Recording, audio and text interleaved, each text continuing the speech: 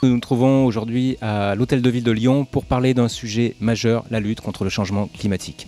En 2022, la Ville de Lyon s'est engagée dans une démarche ambitieuse appelée Lyon 2030 avec un objectif clair, devenir une ville neutre pour le climat en 2030.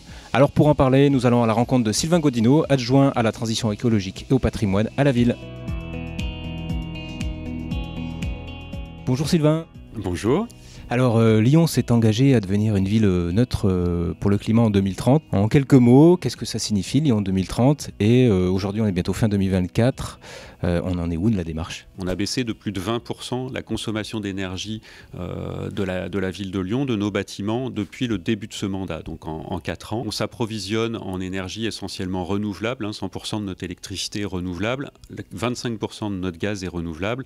On a beaucoup de bâtiments qui sont aussi chauffés par les réseaux de chaleur au bois de la métropole de Lyon. Alors pour un habitant lyonnais qui n'est pas trop au fait de ce qui se passe sur cette thématique énergie-climat, qu'est-ce que ça va changer dans sa vie à horizon 2030 si on se projette et que Lyon a atteint justement cette neutralité climat-carbone ? Ça veut dire des équipements publics rénovés, ça veut dire des équipements publics beaucoup plus confortables, à la fois en hiver parce qu'ils seront beaucoup mieux isolés, mais aussi en été, et c'est l'enjeu d'adaptation à l'été est très très fort, notamment pour les crèches, les écoles, les résidences personnes âgées. Et de la même façon, c'est des travaux qui se développent dans tout le parc de logements publics et privés, avec les aides notamment de la métropole de Lyon, de l'État. On va voir plein de choses aussi qu'on voit déjà apparaître sur la mobilité pour faciliter l'usage des transports en commun, du vélo.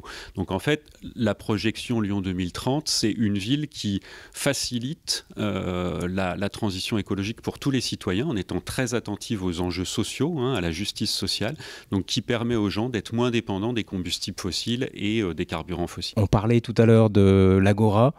Alors, qu'est-ce que c'est que l'Agora ? Donc l'Agora, c'est 135 personnes morales qui sont diverses, qui sont effectivement des acteurs économiques, beaucoup d'entreprises, des pouvoirs publics. On va retrouver notamment tout le monde de l'enseignement et de la recherche, des associations aussi. Donc l'Agora, ça sert à travailler tous ces sujets-là, à partager une vision, à se mettre d'accord sur des engagements qu'il faut qu'on réalise et à mettre en œuvre des actions concrètes.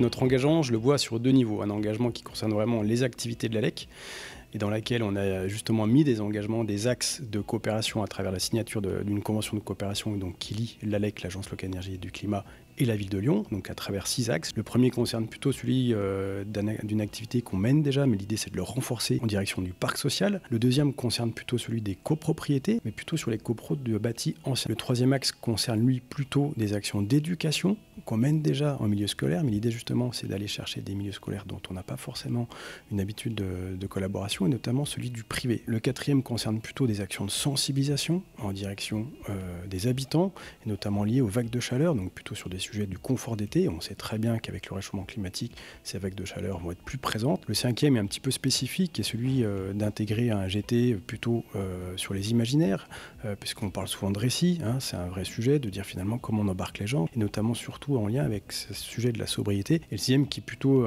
qui fait office un peu plus d'exemplarité, et donc qui nous amène à sortir un petit peu finalement nos sujets classiques, d'engager l'ALEC dans une politique un peu plus globale, de type un peu RSE, et ça a été rendu en partie concret pour l'heure, puisque l'ALEC est engagée dans la Convention des entreprises pour le climat à la CEC Bassin Lyonnais. Ce que la démarche Climat Lyon 2030 permet de faire, c'est de renforcer le soutien que la ville apporte à l'ALEC pour que l'ALEC, en contrepartie, renforce son accompagnement. Aujourd'hui, l'ALEC nous accompagne sur 2 grands volets, la rénovation énergétique de l'habitat, donc le conseil aux particuliers, aux bailleurs sociaux sur ce sujet-là.